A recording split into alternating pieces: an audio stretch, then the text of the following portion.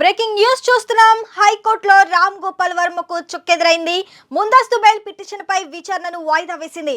కూటమి నేతలపై ఆర్జీవీ అనుచిత వ్యాఖ్యలు, అసభ్యకరమైన పోస్టులు పెట్టడంపై వర్మపై రాష్ట్ర వ్యాప్తంగా కేసులు నమోదయ్యాయి. దీనిలో భాగంగా ప్రకాశం జిల్లా పోలీసులు ఈ నెల 19వ తేదీన విచారణకు రమ్మని నోటీసులు ఇచ్చారు. అప్పుడు హాజరు కాకపోవడంతో తిరిగి 25వ తేదీన విచారణకు రావాలని మరోసారి పార్ట్ 1A నోటీసులు ఇచ్చారు.